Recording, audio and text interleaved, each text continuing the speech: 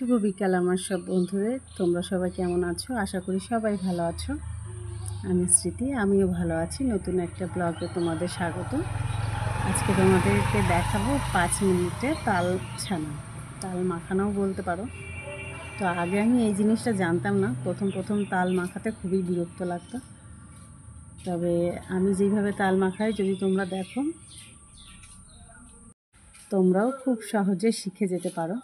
কোনো অসুবিধাই হবে না, 5 মিনিটে তাল মাখিয়ে নিতে পারবে। চলো দেখাই। তো দেখো, দুটো তাল নিয়ে নিয়েছি। ভালো করে কল থেকে আমি ধুয়ে এনেছি। ঘরে এটা ছাড়িয়ে আর একটু ভালো করে ধুয়ে নেবো। আর সঙ্গে দেখো, এটা দিয়ে তাল মাখানো হবে। দেখতে থাকো। বাবা, এক হাত দিয়ে তো ছাড়ানো যাবে না। চলো ফটাফট ছাড়িয়ে। হ্যাঁ, হচ্ছে দেখতে পাচ্ছেন, অন করে দিয়েছি।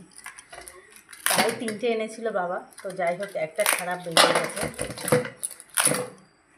এটা আজকেই এনেছে, আর একদিন থাকলে ভালো হতো, কিন্তু আজকে শনিবার, ভাদ্র মাসের শনিবার আবার কলা পাতা পোড়ানো হয়, তোমাদের সেটাও দেখাবো।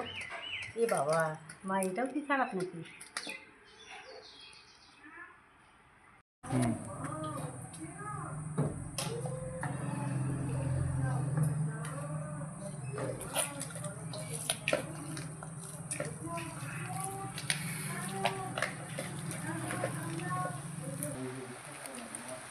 দেখো, ভালো করে এটাকে ছাড়িয়ে নেওয়া, তারপর ধুয়ে দেবো।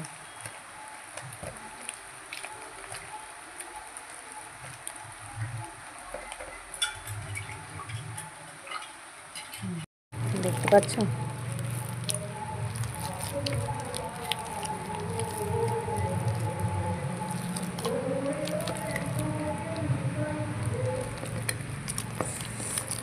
এটার ব্যাটারটা খুবই গাঢ় হবে, একদম জল থাকবে না। তাহলে কি হবে, আমি যখন ময়দা দিয়ে মাখবো বড়া করার জন্য কিংবা পিঠা করার জন্য, তখন তালের সেন্টটা ভালো পাওয়া যাবে।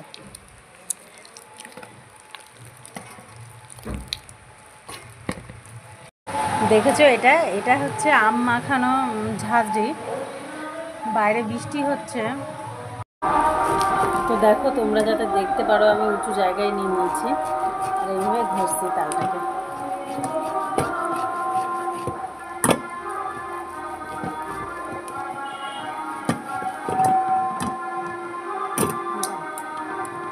তো এইভাবে কিন্তু ব্যাটারটা বের হয়ে যাচ্ছে, আর পাশে গান চলছে।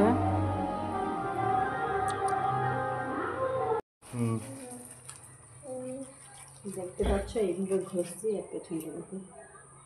বলা কি অনেকটা ছেড়ে ফেলে দিই। তালটা দেখো কত গাঢ় হয়েছে।